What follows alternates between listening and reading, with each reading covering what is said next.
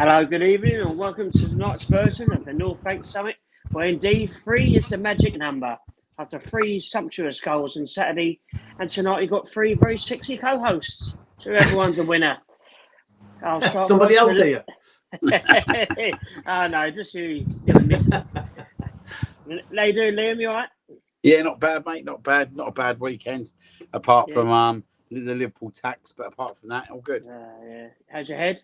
Fully recovered? Yeah, mate. Surprisingly, I was all right Saturday. A machine. I don't know how I was all right. I was on the dance floor at 11:30, drinking bottles of wine out of a bottle. So it's a normal day, isn't it? Yeah, I don't know how I was all right, but I was actually all good Saturday. I didn't get until about 12:30 at night. So yeah, it was a long day Saturday as well.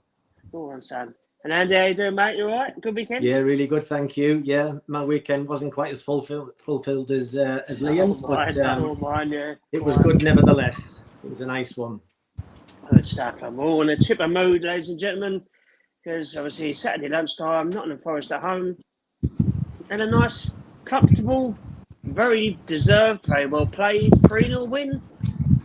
I mean, there's lots to talk about, lots of positives.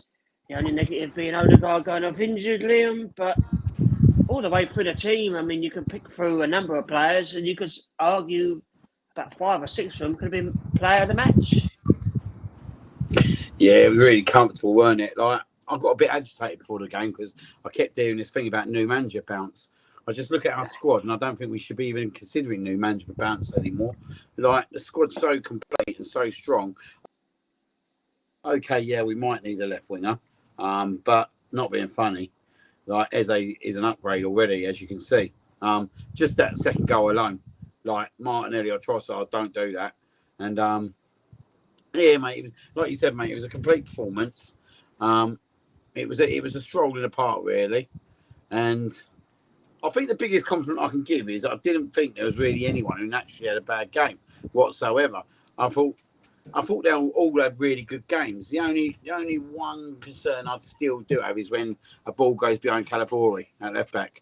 If I'm being totally honest, I get this horrible feeling he's going to do something rash and get himself sent off or something. But if that's what all I'm moaning about after 3-0, then do you know what I mean? Things are quite definitely good.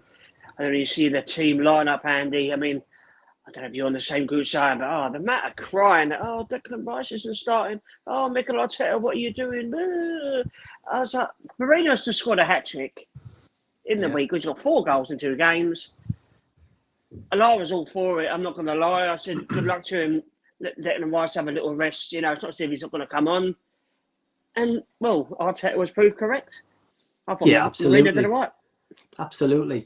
And again, that just goes to the kind of the strength in depth is just phenomenal in there at the moment. You know, players coming in like Marino on Saturday, who was absolutely superb, by the way. It's kind of staking his claim a little bit. You got Mosquera making his debut, and I thought he was absolutely his full debut. He's going to be a monster, I have to say. And he's just phenomenal. And you know, I never thought we'd ever say this, but you know, I didn't really miss Saliba not being there because he played that well. So again, it just goes to prove that strength and depth now.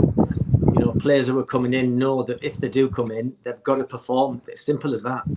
And at the moment, it must be a difficult place to be in Arteta's office when he's trying to select his team for different games. But he's in a brilliant position. So being able to rest Declan Rice, I mean, when have we ever been able to do that before? With comfort and with ease and know like, God, what's going to happen? You know, so it's like Liam said, we're in a really, really good place at the moment. And we've still got Saka to come back. We've still got Havertz to come back. You know, Jesus is on the perimeter and stuff. So it's just, at the moment, it's ticking over really nicely and it's setting us up really well for the weekend. And Martin Keown, made a very good point on the telly afterwards. And he said, I'd love to be there for the training sessions because obviously he remembers now being part of the Invincibles. And they said the training sessions were so good because everyone was so desperate to be in that starting team. It was such a high competition for places. And as you just said, Andy, you know, the squad depth, I've been banging on about this for years, is that, you know, when we say, we've got to sell them, is that, no, keep everyone there and just keep adding to it. And as you can see, you know, Ezzy Medwaki was superb. You know, even when Trossard come on, I thought, you know, he set up the third goal. You know, everyone's coming on, and just looks a really good place at the moment. It does, doesn't it? And it bodes so well, you know, having that confidence now, so we can go into like tomorrow night's game, and we got an opportunity again to maybe rest a few of the players, and also give people, like, you know, you might see the likes of even Max Damon getting a run, or you know, through one of these games, because there's a hectic period of matches coming up, and you might see him get thrown in along the mix. But it's a good place at the moment, and we should be feeling more confident now with Arteta when he starts to play around a little bit with his sides. Clearly, he knows what he's doing. Yeah. Well, if you read too much on Twitter, they know best, obviously. But I mean, we've been on the show now about 10 minutes, Liam, and we haven't mentioned Martin Zubi yet. I mean, what a goal! I mean, it might have taken a slight nick on the way through, but fuck me. I mean, any of us try that, it's going over there somewhere. And I mean, a lot of people would try that, and to pull it off like that, I didn't know he had that in his locker. And when they interviewed Eze and Madwaki at the end, they didn't think he did either. So, yeah, superb. I mean, if he scores goals, I'm proven to be. Yeah, he's a class act, and I don't think we've seen anywhere near the best of him yet. And I'll tell you why I can see that he's an absolute class act. Do you know what, right? And I never thought I'd say this. I think he's going to be a better version than Santi Cazorla. Wow. He's the controller. I was watching him, like, specifically, especially in that second half, and he can turn with it, he can control it. But I think the difference is, mate, I think he can score a different, get assists. And one thing we signed him was that he's very forward thinking. He's a forward passer. Do you know what I mean? And I think we see that in the Emirates Cup with a few things he did. But I thought he was absolutely outstanding Saturday. And that volley, like, yeah, it took a slight nick. You could tell it took a slight nick when it went in. But it was the technique of the volley, wasn't it? It was the absolute technique. And look, this is the difference where sometimes you've got to have a crack. Like, I think the only thing that did gripe me a little bit on Saturday was Trossard at the end.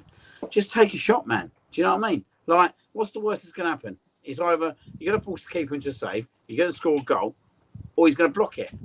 Like, I think sometimes we just don't shoot, and we want one more touch. It's always one more touch. And I think if we can get that out of our game a little bit, and be a little bit more ruthless, then we'll score more goals. And Goldcrest, once you give him this service, he's going to score loads of goals. Like, he got given that shot, he got given that ball, and look, it's an easy goal, let's be honest. But look at the way he put it in, and that's what we signed him for, to be in the box. See? Yeah, he smashed it in, and then he has the other effort. And to be fair, if you look at that effort, like, it could have easily gone in after. It could have easily gone in. He was just, unfortunately, he was on the outside of the post. But I just think that actually, once he gets into rhythm with all the players, when Saka comes back in, Madawaki's in there, you got Eze, he's going to get loads of chances, and he's going to get loads of chances. And I think Arteta's got a interesting selection tomorrow, and I pretty much agree with you, Andy. Like, I really hope, Andy, tomorrow that he don't play the three number 8s again, because I bet he could be tempted to do that in Spain. If I'm being totally honest, he needs to play one area tomorrow night. The kid deserves his opportunity after the last 2 games he started. Yeah, absolutely. And didn't he do well when he came on as well? He was, along with the rest of the guys, he was superb. But whether he sticks with that or not, I don't know. It's a difficult one, isn't it? Or will he be tempted to bring Eze inside? You know, and shuffle it around that way. That's the beauty of it, of what he's got at the moment. He's got so many options, whereas, like, we were so limited in previous years. You might have had, like, one sub could come on and maybe make a difference. We've got a whole bench of subs now that can actually go and affect games. So it's a phenomenal situation. But I think we'll see another rotation. I think we will see that. But God, who can second guess Arteta and his teams? I'm pretty much in the understanding now, right? When Saka comes back, right? Do you know what I would do? In some games, I would push Eze into number 10, and I would play Madawaki and Saka. Why can't we have them switching flanks? Like, can you imagine 20 minutes Saka, then you switch them over to the other side, and then you've got a total different kind of winger, then trying to get behind you? where Saka tries to cut back in, don't he? Like these fullbacks wouldn't know whether they're coming or going, would they? This is what I want to see. I actually want to see Mikel Arteta put a lot more trust into his players now. For me, he doesn't have to coach them like he had to coach them when he had the players like Cedric Suarez and Rob Holding. Do you know what I mean? All them kind of players. You've got the players now. Trust them. Let them do what they got to do on the pitch, because that's what Arsene Wenger was really good at back in the peak years, weren't he? Like I always remember Perez, Lundberg switching flanks. Why can't they do that? What I think it'll baffle fullbacks. Yeah, absolutely, and I get what you're saying completely. But I think one thing that I think was quite clear on Saturday. It almost felt, I don't know whether you felt the same, guys, but it felt as though we took the handbrake off a little bit, and players were prepared to make mistakes at times, whereas quite often we'd have gone square and backwards. They were kind of trying to affect games with much more positive stuff on the ball, and seeing the results of that, you're hoping now that we can kick on again, and can we see more of that on Tuesday? Then hopefully the same again on Sunday. It was just nice to see that it didn't feel as robotic in our attack. We were switching sides really well, and both sides were really affecting the games. I mean, that in itself is like it's a blessing, an absolute blessing for us, because we've always had one side do it, but to have two sides now, and then that's got the opposition thinking even further now, because quite often they'd triple up on Saka. It's very difficult to do that now when you've got the opposite wing, which can destroy you in just the same way. So phenomenal options available. They really are. Like, it's phenomenal. It's good. I mean, Noni Maguire as well. I mean, you can always tell when people are like confidence players, and obviously scored in midweek for England, but he's been absolutely phenomenal. I mean, it just seems, I'd say reborn, but I mean, him and Eze after the game, and they interviewed them, and they were so excited and buzzing for like Champions League, and I really could just feed the energy off them, and how excited they are to be at Arsenal. And I mean, I think that's, do you know what, John? I think that's the key. I think the bottom line is they want to play for Arsenal. That's the club that they want to play for. So if you were going to live and breathe that club, you're going to give that extra little bit. And as you said, you can kind of feed the energy off Madueke when he plays now. You do exactly the same with Eze. That's what these new players are bringing to us. I'm sure Zubi wanted Arsenal, and the whole reason why it became us and it wasn't Liverpool in the end is because I think he wanted us. And so there again, and I think Arteta even mentioned it in the weekend in one of his interviews, that players actually do want to come to this club now, and that's what the position that we're in, and that's what we needed this summer, and the club have backed it to the hilt. So we're on the cusp of doing something really special, but it's now all about just getting that final push now. No, definitely. I've got a question for you, John. I've got a question for you. Yeah? What stops us from playing 4-4-2 now? Because in certain games, I think we can go 4-4-2. Like I was watching Eze the other day, right? And I've got to be honest with you. Do you know the biggest compliment I can give to him, right? Playing in that position, he reminded me a little bit like Robert Perez, in terms of actually he can glide with the ball. He doesn't look like he's got. When you watch him on the pitch, right? When you're watching Madueke on one side, and you're seeing pure. With Eze, it's just absolute technique.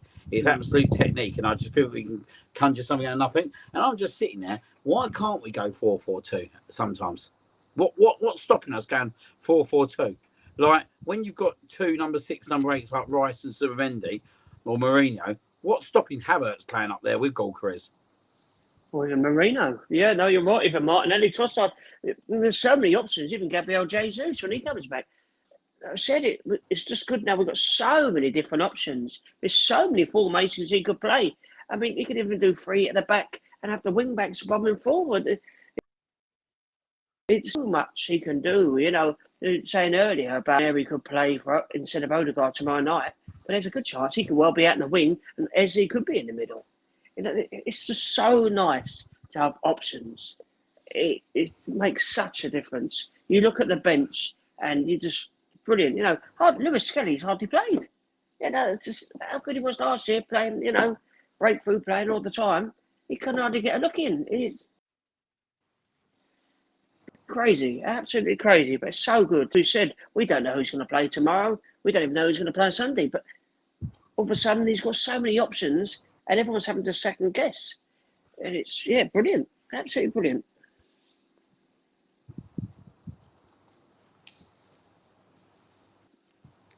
I mean, going forward into tomorrow night, there's a 5:45 kickoff.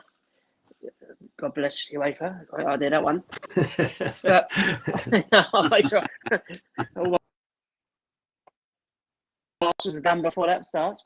But obviously, apparently not playing. The early reports are, which is wonderful news. And I'm not going to lie, I'm very confident we're going to give him a fair bit of a pace. I can't, I have no fear of. To be quite frank, I couldn't tell you anything. I'm not worried. And I lie, it'll probably bite me in the arse, I'm sure. I mean, no, do you know what? I feel that confident with the squad at the moment that there's actually no one that would faze me at present. And I know that seems strange coming off the back of a defeat to Liverpool, but that defeat was only through a worldie goal. There was nothing between the teams at all. But going into the games coming forwards, no, I've got no worries going forwards. I really feel that even with rotation, we can go out and really start to hurt teams. It almost feels like almost City-esque in the way that when they started on their little rise, when that all of a sudden that really strong 11 or 13 became a really strong squad, and then they just took over the world. And I'm not saying we're going to take over the world by any means, but what I'm saying is that we've got a squad now for the first time since as long as I can remember, where we can genuinely go and do something really special. And I'm not on about the odd cup here and there. I'm on about rolling this out over the course of years to come, looking at the age of our squad and how we're recruiting now. I really do believe that we are genuinely on. If we keep going as we are, we're on the cusp of really big things. It's crazy. If you said to people last season, Liam, are you going to go to the away team in Spain? Possibly. Well, Saliba, Odegaard, definitely Saka aren't going to be playing. It would have been like panic stations. Oh shit, what are we going to do? But I said, I'm fairly confident. I'm not worried. I mean, Mosquera again. I mean, was he £15 million from Valencia? He was superb against Forest. Got great headers and last minute tackles. He looked so comfortable, composed on the ball. Obviously, going back to Spain, I think he'll show what he can do. But I mean, what a find he is, by the way. I mean, all the worries before of a centre defender. Oh no! Oh God! But now we're like, let's leave have a few weeks off. This boy can play. Yeah, it's good, isn't it? And where in the past we might, like as you just said, especially at centre back. God, if we lost one of our big two, we were always a bit like we were all a bit flat. But now we're watching this Mosquera come in. Also, he's absolutely rapid, by the way, as well, which is a massive asset to have. Especially in them situations you just mentioned before, Liam, with balls over the top and what have you. Your Mascaras of this world can get you out of trouble sometimes, but so that in itself is a massive bonus. But it just, as I said before, it bodes so well that there's no real negativity about what we're doing at the moment. The lineup on Saturday was brilliant, and long may that continue going forward. And let's hope it does, eh? I mean, the only negatively on Saturday was obviously Martin Odegaard got it again. I forced him off against Leeds. I mean, I do find it a bit strange how he managed to be fine in the national break, scoring and assisting goals, and then the same thing seemed to happen again. Yeah, it is quite strange, isn't it? I don't know. There's obviously lingering injuries there, and if there is lingering injuries, I actually think we need Odegaard for Sunday because I've got the experience Sunday, and I think we need that Sunday against Man City. But apart from that game, I've got to be honest. I'm glad he's not there tomorrow. Whether that's a sign that he won't be there Sunday, but the thing what we've got to remember now is we've got the resource. We don't need to rush these players back in. Yeah. If you're not having to rush Saka back in, you're not having to rush Saliba back in, you're not having to rack Odegaard back in, Havertz back in. You're sitting on a good squad. Do you know what I mean? And it's quite unbelievable. By the time Odegaard went off, we was potentially missing our 4 best players off that pitch, and we're comfortably beating Nottingham Forest at a counter. But I don't know. I'm not really sure what it is with him at the moment. If that's the case, why are they not pulling him out? Like, is it coincidental that he just got the same injury again? Potentially so, but I don't know. There's something niggly there, isn't there? And if you was hoping that the summer would kind of rectify that, but I just feel he's lacking confidence. That is because of his injuries, but you just see a different dynamic when I see a little bit more forward thinking.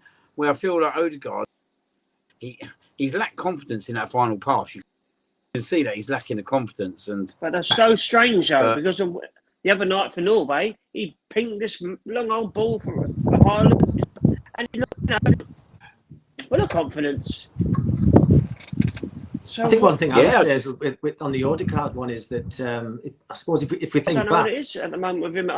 Yeah, the only time Odegaard has played really well, when I can remember, is when he's had Saka alongside him on the right hand side. That's when all the best moves sort of happened. But since Saka's come out, like dropped out of the equation, I think he's really struggled. You know, I've highlighted it before on here, and you know, I highlighted last week that I do think he's droppable. But it might turn out to be a blessing in disguise, because they may well pull Odegaard out now and get that shoulder sorted, because something's not right. Something doesn't sit right at all. What I would say, by the way, is that he's hurt his shoulder both times pulling out of tackles. If you're going to go into tackles like he does and he dangles his feet, you're going to get hurt. It's an old saying, but both tackles are exactly the same, and he pulled out of both, and he's got injured on both of them. But there you go. But as I say, it may turn out to be a blessing, because he might get himself sorted physically. Because ultimately, if you have got a niggle in your body, and it does affect your game. You can't go at it 100%, because that niggle's always at the back of your mind. Yeah. So if we can get that sorted out, but in the meantime, we get Waneri in there, or is he going to possibly bring Eze into the middle? Definitely what I would be thinking about doing, especially when we've got so much quality on the wing there. Trossard can start on the left if needed. Even Martinelli can start on the left. You know, so the possibilities are endless. But no doubt he'll have Gabriel in there tomorrow. He'll be playing in the 8. But yeah, we'll see what happens, eh? No, that's it. I mean, it's just so nice to have options. I mean, I reckon, well, sure, the game's tailor-made for Eze to play at number 10. Obviously, I mean, if you're gonna, especially if Odegaard could be out for Sunday, then obviously this would be a good little tester, you know, before the big game on Sunday, to put him there and get him used to it. Even though he knows what he's doing, for goodness sake. But it will be interesting if that's the case. If he does go in the 10, then Liam, what we're thinking on the wing, obviously, you know, Martinelli, Trossard, or Waneri. Again, Max Dowman, as Andy said, he could get a possible run out. I mean, again, it's just lovely to have options. I think against Man City, you need to play your most experienced number 10. So if Odegaard's not fit for me, I would look at Eze. I believe Saka might be back this weekend. So that you might see Saka come. You might see Saka come back in. Is he back in training? I believe he could. He's been earmarked. Don't shoot messenger, because I'm not. Like, this is what I hear, but I hear both him and Saliba could be back for the weekend. Now, if that's the case, do you know what I mean? I think Saka would have a good opportunity to play, and I think if that is the case, you potentially see Saka go out on the right and Madueke on the left. And I think bring Eze into the middle if Odegaard's not fit. If Odegaard's fit, then I think that's a different story. I think that'd be quite interesting if he is fit, how he kind of goes there, because I think he'll leave Eze on the left, and then it all depends whether he does bring Saka in, or do you know what, he sits there and goes, he's chomping at the bit, Madueke. And to be fair to Arteta, he he done the same the other day at Marino, because apparently by all accounts he was buzzing in training after that hat trick, and he couldn't not start him after that. So I think Arteta's got the squad now that he can actually pick and choose, and I think if he has another good game tomorrow, Madueke, there's no reason why he shouldn't start Saturday Sunday. I mean, yeah, see, I mean, the way he's going, I mean, if he carries on the way he's going, I mean, he's going to be undroppable. I mean, you know, we've been crying out for another winger, you know, for God knows how long, and everyone was going, oh, we need to get Rodrigo, you know, but he's coming and done the business, and if Saka comes back, I said, you can rotate him. Yeah, it's just, no-brainer in my eyes. I mean, looking forward to the City game on Sunday. I mean, defensively, they're not as strong as they were, and they're definitely there to be got at. You know, he doesn't seem to know his first choice defence. He's always flicking between his fullbacks and his centre halves. They got that Kusanov in, who I'm not convinced by at all. And so, yeah, I mean, Madueke could have a field day against the fullbacks. Yeah, I think the foot wingers are going to be the key for Sunday. I think they haven't got a lot of pace at all, by the way. Them going. Nah, O'Reilly's inexperienced. Yeah. Like this is like in my eyes, yeah, right. We shouldn't be losing on Sunday. Like, let's be honest, Rodri's just coming back from injury, so we're not seeing a fully fit Rodri. No. We're just seeing a Rodri that's eased himself back in. Look, Haaland's Haaland. When he gets chances, he'll score, but if Saka and Saliba are fit or Mascara's fit, you're quite confident that they can kind of shut him out. I just think if we play to our strengths on Sunday and play anywhere near our ability, then I think we beat them Sunday. I just don't believe they're in the right place, and I think they're quite unbalanced still in a lot of aspects. And we need to put one over Donnarumma as well, because after that semi-final last year, I like to see a few balls flying in the back of his net, mate, for sure. Some keeper though, eh? No. Unbelievable goalkeeper. Let's be honest, like, it's a great signing for Man City. The problem is, I just don't think he's got the right defence with him. Yeah, it'll be interesting to see how we handle Foden and Doku as well, because you could see yesterday that Foden's right back at it, and so he's going to be fully firing this Sunday.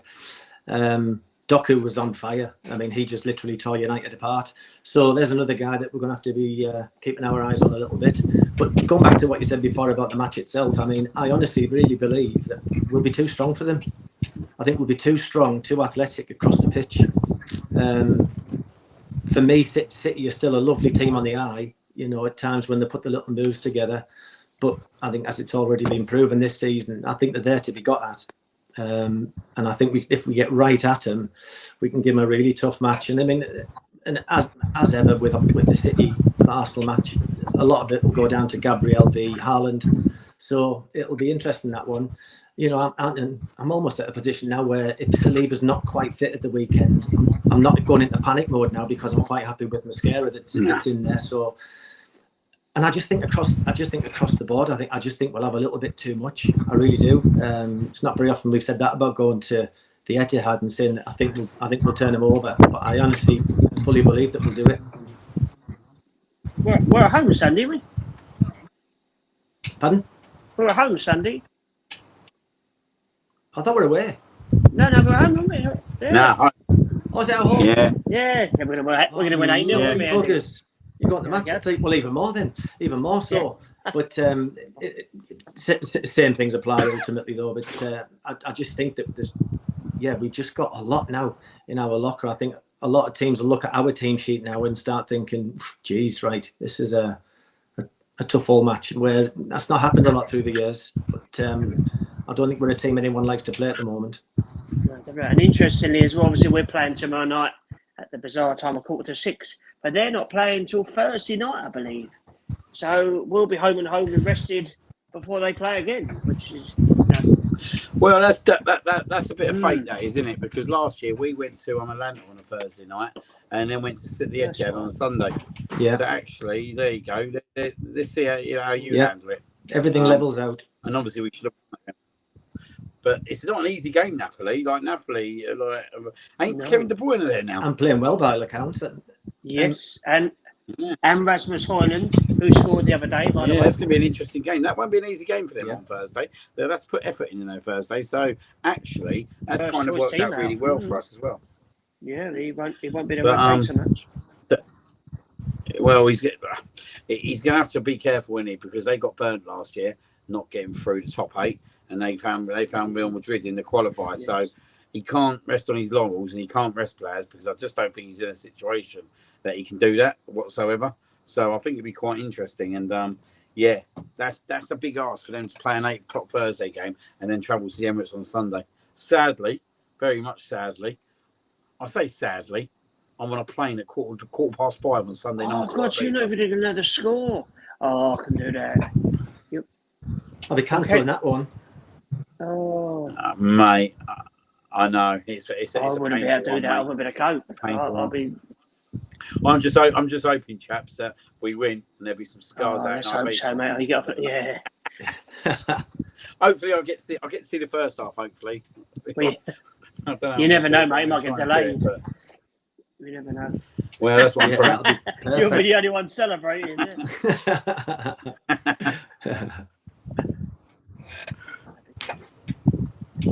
mean, regards, obviously, to tomorrow night's game. I mean, do we expect whole changes? Do we think Raya will get a rest?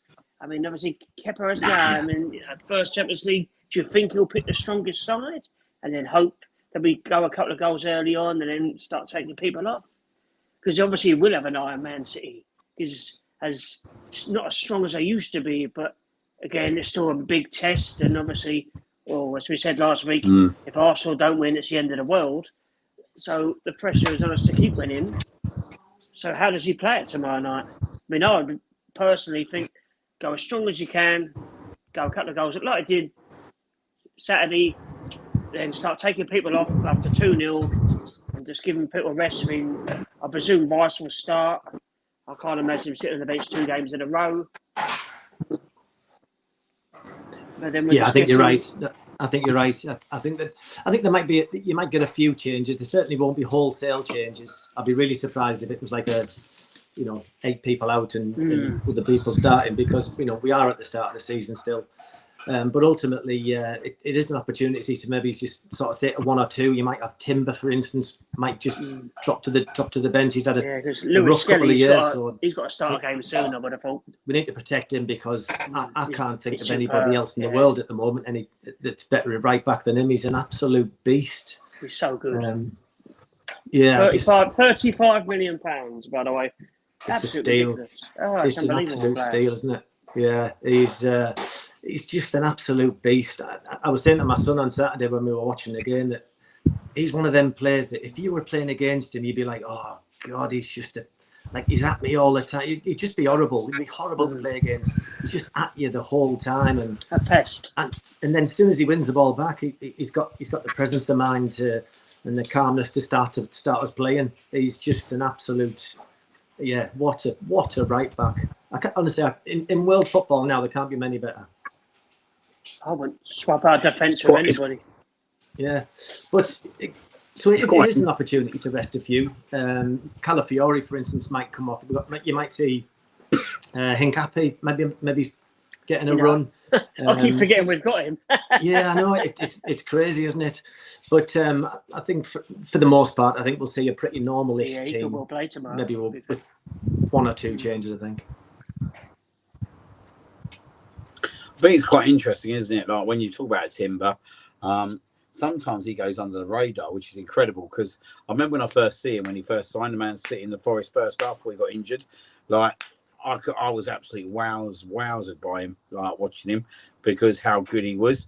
And like you said, he's a beast. But sometimes I don't think he gets the full recognition he deserves because he's next to Saliba and Gabriel. Yeah. Who obviously everyone talks about, but this guy is as good as them. This guy is as good as them, and like you said, I don't think there's many better fullbacks in world football at the moment than Timber when he's fit, and it's a pleasure to have him back fit because the difference with him as well, he can play naturally to so many different ways as a fullback as well. He can invert, he can play on the outside. You know what I mean? He can sit in at centre back, he can go into midfield. he's got so much quality to his game, and he's just so calm and composed with it as well. Like, he must be a manager's dream. Do you know what I mean? To have in his team. Oh my lord! I mean, yeah, an absolute pleasure, wouldn't he? You know, he's one of those that you just know as he leaves the changing room, he's going to come back with a 7 or 8 performance, you know, out of 10, guaranteed. Yeah. You're very rarely going to see him have a shocker, that's for sure. But he's just, he's just phenomenal. And I just think he just slots in nicely with everything that when you think of Gabriel and Saliba and Mosquera now, Calafiori, yet to see Hincapie, but we know what Miles Lewis-Skelly can do. All the massive attributes all of these players can bring to these positions. You know, we can invert, we can overload midfields. We're happy to sort of step forward. We can overlap the wingers. The possibilities with that squad at the moment is endless, and it's just been a phenomenal effort across the board to get this squad together. Because it's a bit exciting now. Hincapie is definitely the interesting one, isn't he? Like, I think he'll end up as left back at the moment, if I'm being totally honest. I don't know why I think that, but I do think that. I just think that the money that if you think, we brought him on an option to buy, and the reason we brought him on an option to buy is so he falls into next year's tax year when we pay for him. This is a geezer that has got 1 year left on his contract, and I think we're paying around 50. We're looking to pay about 50 million euros for a geezer in his last year of his contract. Like, Mikel Arteta don't bring players like that in to sit on the bench. Do you know what I mean? He don't bring that kind of player in to sit on the bench. So we know for certain Gabriel's not losing his place. And obviously, like Saliba, Mosquera's got his replacement. But if Gabriel gets injured, I can see him going there. But I really, really think this geezer might come in at left back, which is going to be quite harsh on Lewis-Skelly, because do you know what? Like, Skelly had a good lot of game time last year, but I do think with us having to get over the line this year, I think Skelly he's going to get minutes still. There's no doubt about that. But I think he's going to be a bit of the scapegoat this season because he is still so young, and Arteta has to win the league. He has to win the Champions League. He has to do something, in my opinion, this year with his squad. So, do you think you're playing midfield? Do you think you're pushing forward? Nah, I don't see it, mate. Like, people talk about it, and he will in years to come. But look at him. Look at the options in midfield that he's fighting up against. Do you know what I mean? You look at Declan Rice, Marino, Subamendi, Norgard, Odegaard, Waneri. Like, there's a lot of competition in front of him there. Eze. Do you know what I mean? It's a lot of competition. So it's brilliant. I think he will get minutes still. Don't get me wrong, and he will come on, and Arteta will try and balance it. But I don't think he's going to get as much as he did last year. But I think he'll still play for England, because I think he'll still pick up the minutes. And I think naturally we're looking at England looking at him as the left back. Yeah, no, definitely much so. A lot of people whinging.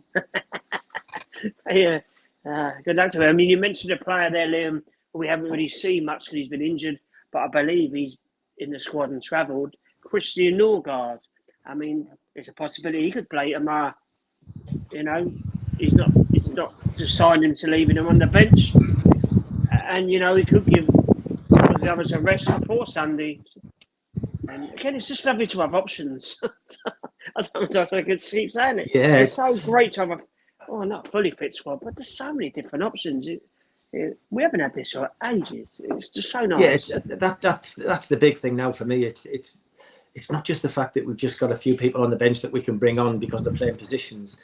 These players can come on and be at the same level, if not sometimes enhance the team that started. You know, that when you start getting that across the board, which is what we've got at the moment, like, we're in a hell of a position, and still we have Saka still to come back into the squad. You know, so it's just it is the strength in depth could be. It could be that winning ingredient that gets us over the line this year. Yeah. I'll tell you something here. Right? I know we spoke about a left winger, and obviously we didn't get a left winger. But can you imagine next year if they whack a left winger in the squad? Like, scary. You look at it. It is scary. It is scary because you look at the options and you look at the youngsters that we're bringing through as well. Like these youngsters that we're bringing through are different gravy. Like we've seen players sporadically come through, like our Jack Wilshere's, like our Ashley Cole's, do you know what I mean? Like our Bukayo Saka's. But to have Down and Waneri and Skelly to all be in his first team and sitting on the bench week in, week out, I tell you what, it shows what a true testament that Per Mertesacker and the guys have been doing over in that academy, because like to have three of the best players here, right? Who I think in a year's time, year and a half's top, all three will be in the England squad on top of what we got. It's an incredible effort. It's an absolute immense effort, and I think we're sitting in a really good situation. But now it's about getting over the line. It's about putting runs together and being ruthless. Do you know what I mean? It's about winning games 3-4-0 when you deserve to win 3-4-0. If you deserve to win 6-0, you win 6-0. Do you know what I mean? It's about us going to Newcastle, which is a big game for me. I think that's the kind of game that will get us over the barrier in terms of that fear factor that actually we can go and beat these teams away from home. Like, let's be honest, we're going to St James's Park next week. We need to be winning that game. That's the game that we need to win. Like, as long as we beat Man City, because I think if we beat Newcastle, it will breed so much confidence into the squad that actually we've lost up here quite a number of times now. It has derailed us in cups, in leagues. Do you know what I mean? We've done that, and you tick them little boxes off, don't you? Them little nuggets that you do. Like you win at Old Trafford, you win at St James's Park, and it breeds confidence into the squad. And like you said, you got Norgard coming. Like, what a fantastic option that is. The guy's 31. He's had so much experience. I watched him in the pre-season. He's settled in quite well. I think he'll do an absolute job. And yet again, it will take the pressure off Zubi in some games, because actually, when you're winning 3-4-0, you can take Zubi off, give him a breather, and give him the last 30 minutes. And I think we're at the stage now where we will see our team be 3-0 up in games, and that's when you'll see Arteta start managing it. And I'm going to put this out here now, and it's not a bold statement. If we finish level on points to Liverpool this year, I think we'll win the league. Oh, go on. I think we'll win the league. If we finish level on points in this year, I'm confident, right, that I think we'll go. What I'm seeing at the moment in the 2 home games, right, we've got the ability to score a lot of goals. We've got the ability to score a lot of goals.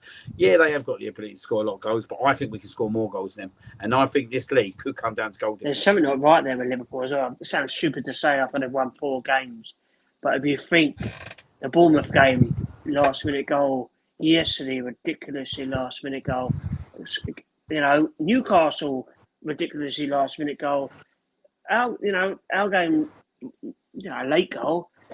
I mean, they can't keep doing that, can they, Andy? It's just not humanly possible.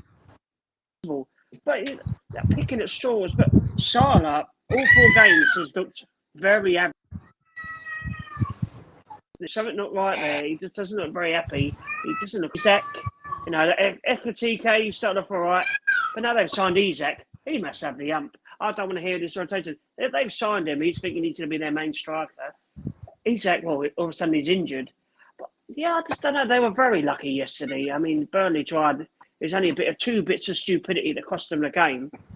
But, yeah, they're definitely there to be got at. I know they beat us, but again, it was a world-class goal. I mean, you can't do anything about that. But, yeah, I do fancy us. I'm not going to lie. Yeah, absolutely. And, looking at Liverpool at the moment, as much as, yes, they've won 4 out of 4, but they've certainly pulled up no trees for anybody when we're watching them play.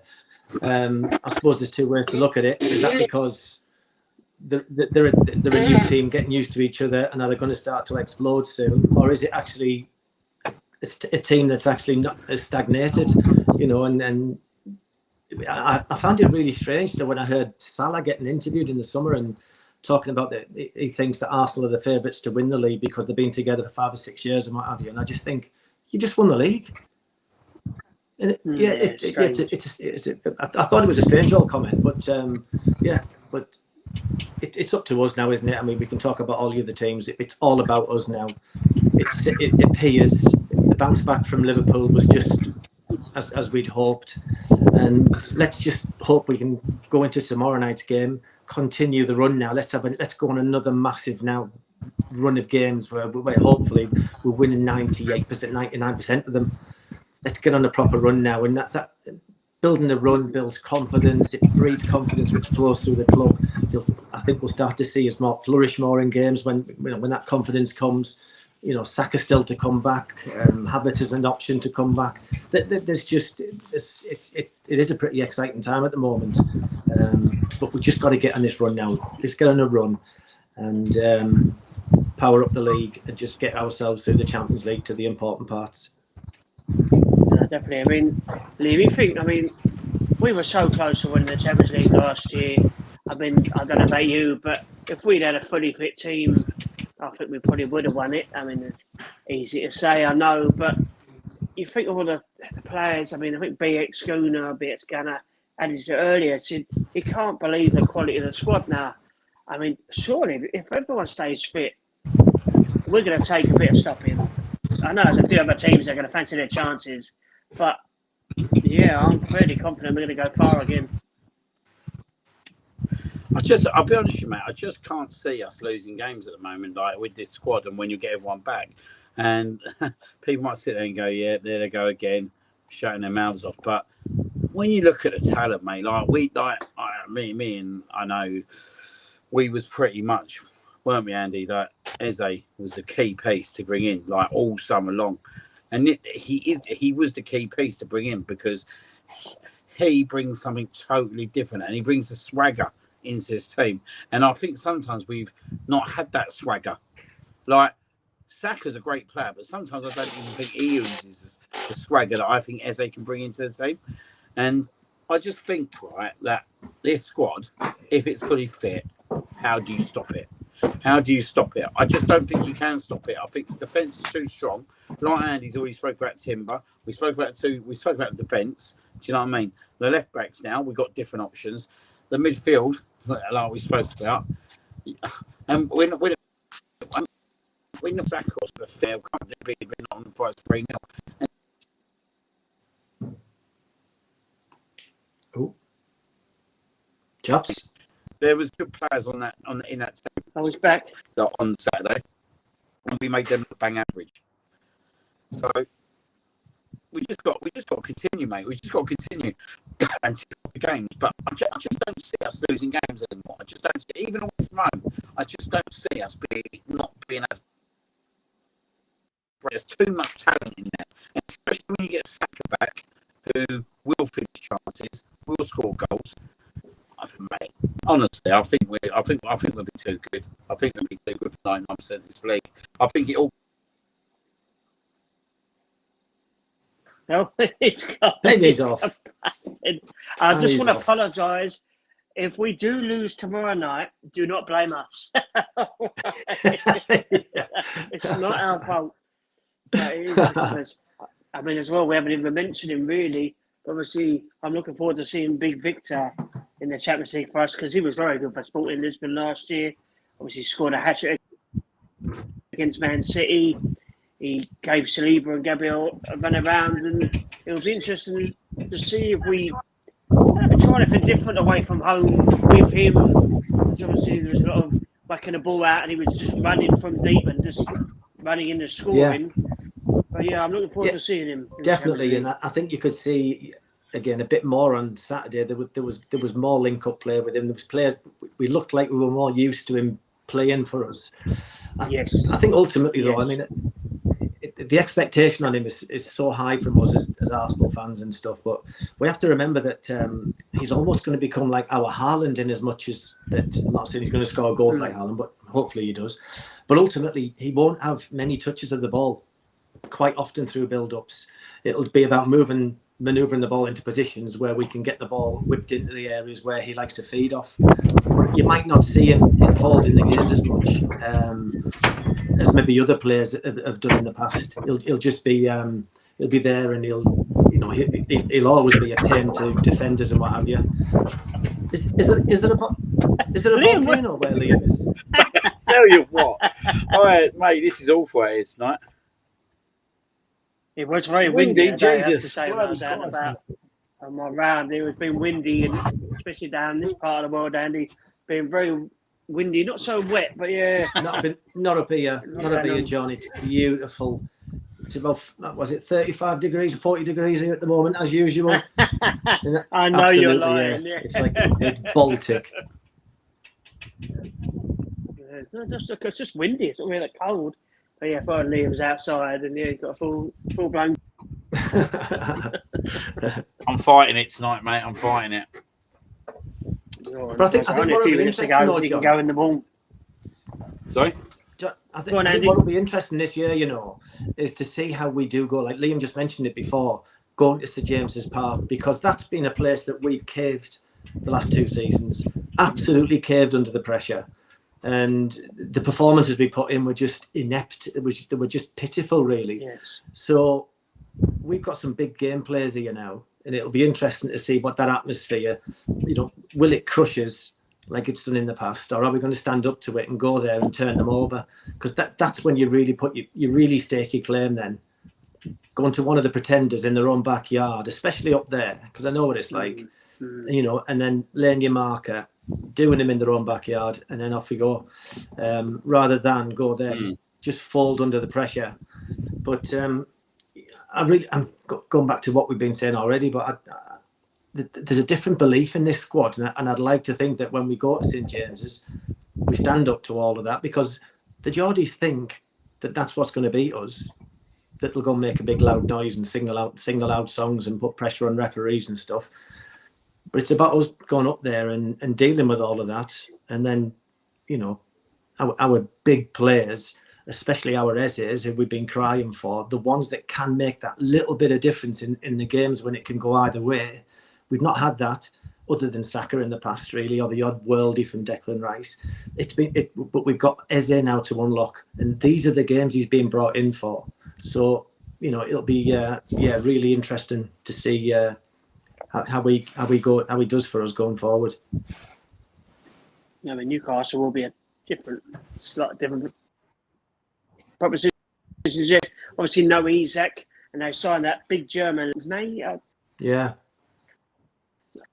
I mean, he scored in his debut the other day, and he's fucking very tall and whacking the ball through on the floor anymore, so he'll be up in the air. Do you know what, John? I've watched little bits of him, playing for like the German. He was in the under 21s, wasn't he? And do you know what? He's a really, really good player as well. He is a big, tall, gangly unit, but he's got great feet, and I think they've got a pretty good player there, the Geordies. I'm worried. I'm not worried. I'm not worried, no. Yeah. Just somebody else for Gabriel to eat. No, he's only a mascara. Yeah, there you go. Yeah. Before we do go tonight, though, before we do the score predictions, I know Andy wanted us to talk about mentioned about Ricky Hatton's death yesterday. Yeah, very sad. Really shocking, that, wasn't it? People of our age, I mean, he's only 2 years older than me. Obviously, growing up in the early teens, he was the main boxer after Prince Nassim. He then come along. Yeah. And it's all the excitement. I mean, he had such a big following when he went to Vegas. Such a strong fighter. He was just so lucky. Obviously, he was around the same time as Mayweather, one of the all-time greats. But he gave him a fight and a half. But it's just incredibly sad. I mean, 46 years old. It's just not. I know. It's just horrible. It's tragic, isn't it? Such a loss. I think he'd suffered a bit with his mental health and stuff sometimes, and I think he was quite open about it as well, which was fantastic when he opened up, because that would probably got through to a lot of guys. That if Ricky Hatton can suffer, then so can others. And he was still doing it in the last week. He was still so active.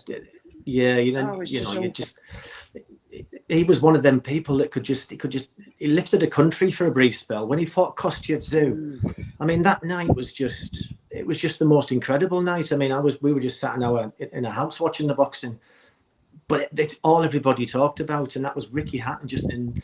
This is just a normal guy off an estate in Manchester who just had a belief and a desire to go all the way, and never forgot where he come from as well, which I think is the most important thing, and sometimes really pisses me off when I see some people get interviewed.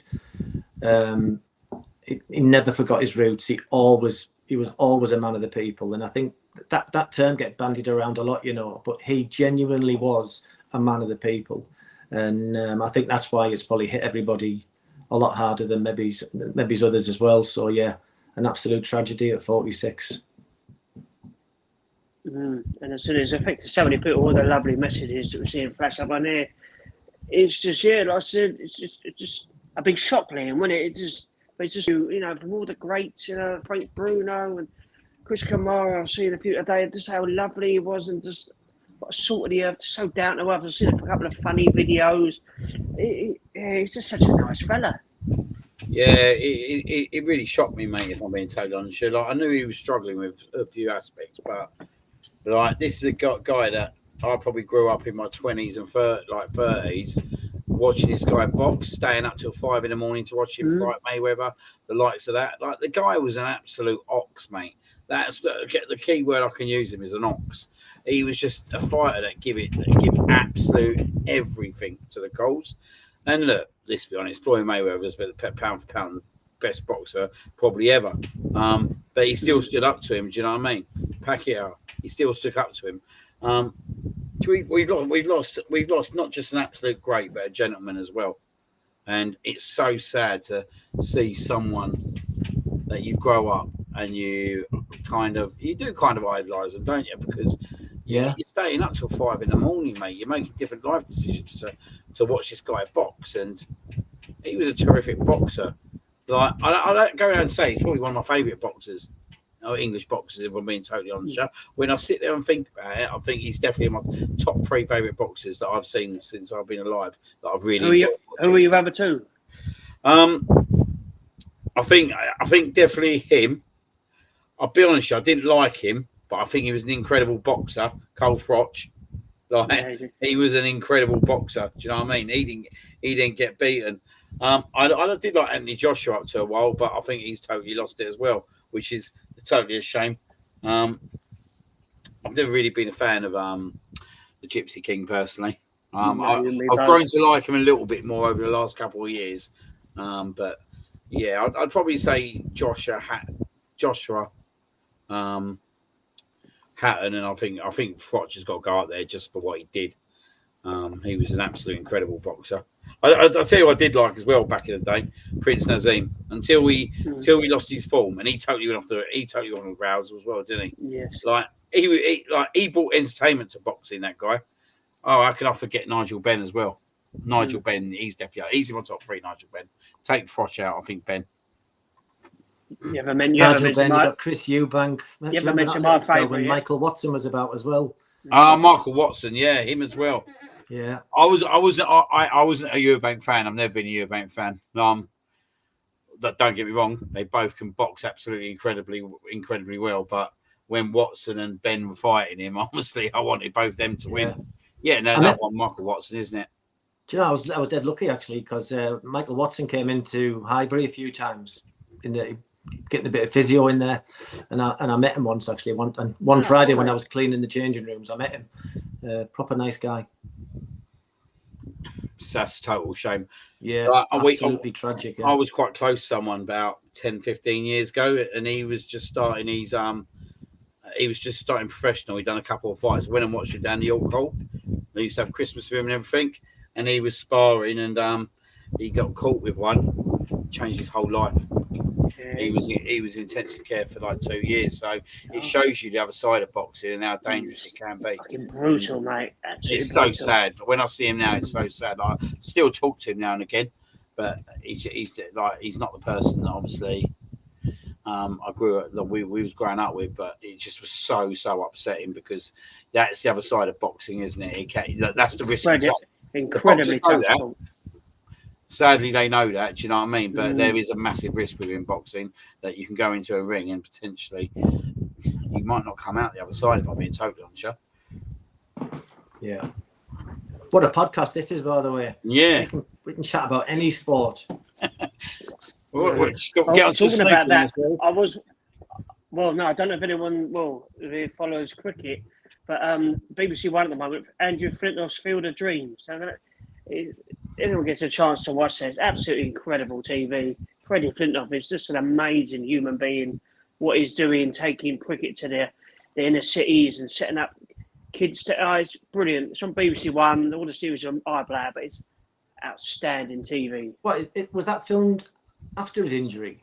Yes. So he's done 2 series. He did 1 series, and then he had his accident, and then the second series he took the team he created, went to India, and this season he's trying to do 3 teams. He's got a girls team, another team from Liverpool, and he's trying to get another one in Manchester. But there's another 2 episodes to go, but it's brilliant. Right. It's well worth a watch. I mean, I love Andrew Flintoff anyway, but I mean, he'll be a Sir sooner rather than later, and hopefully be coaching the England cricket team the way it's going, because he's it was sad, wasn't it? What happened to him as well? Like, do you know what I mean? You don't like seeing anyone get hurt. I mean, you see the scars still on his face. Yeah, you just can't imagine. You just can't imagine the pain.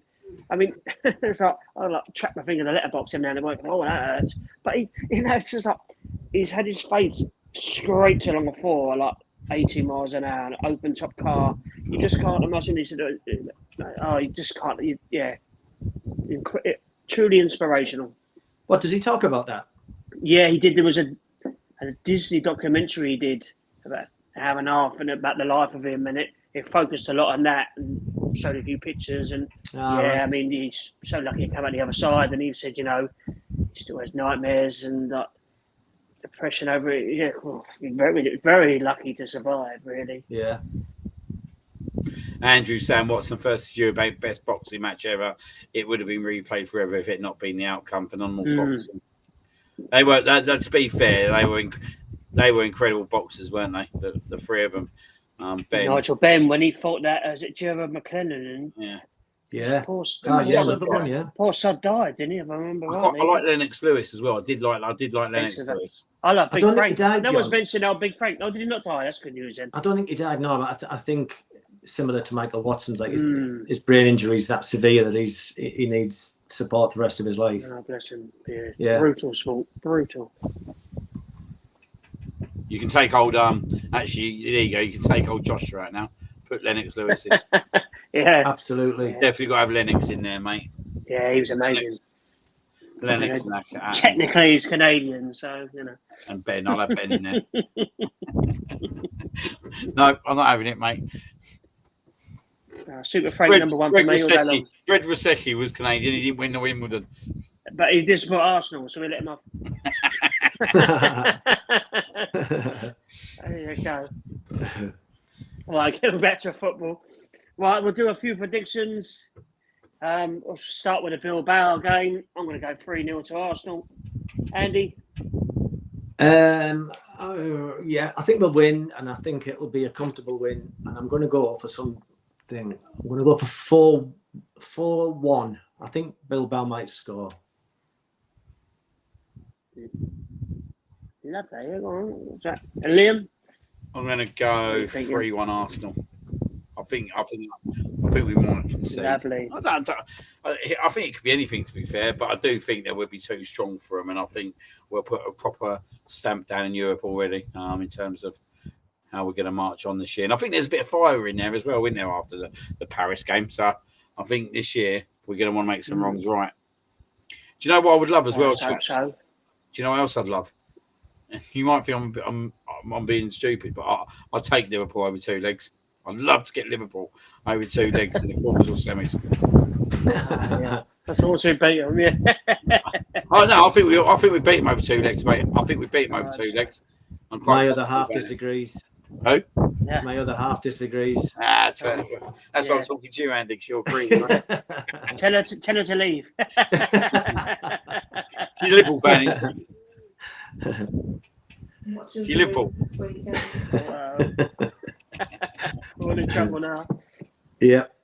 And rolling on to Sunday, obviously Man City at home. Andy, I'll let you go first this time.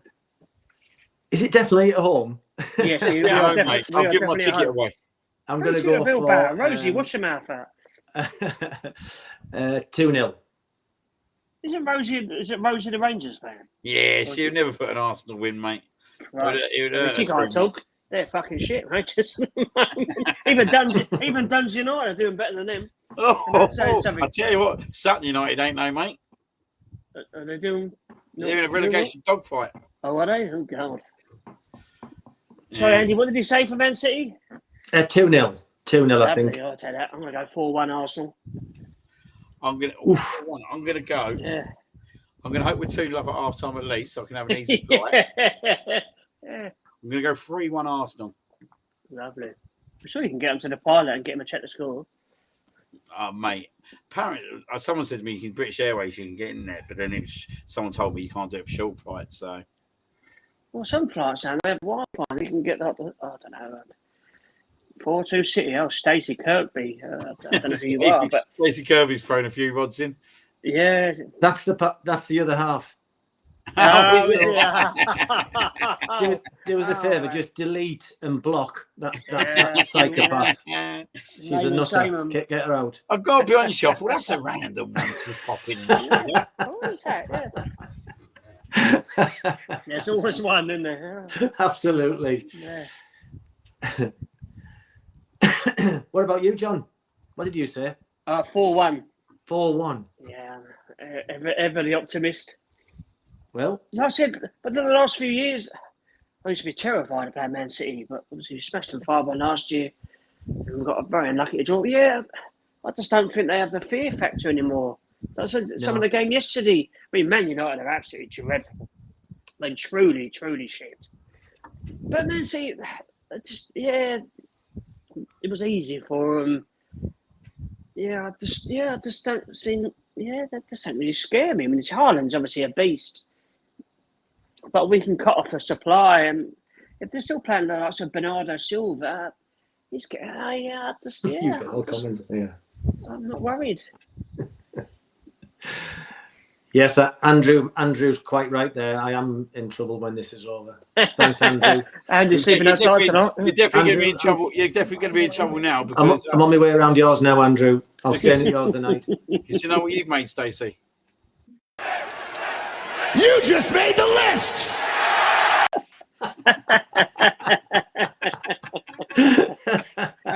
My list is strong, and do you know what? Stacey has made the list. Yes.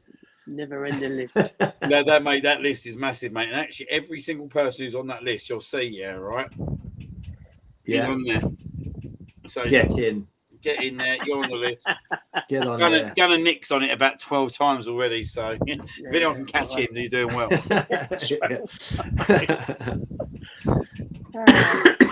On that happy note, I think we'll lock it up there.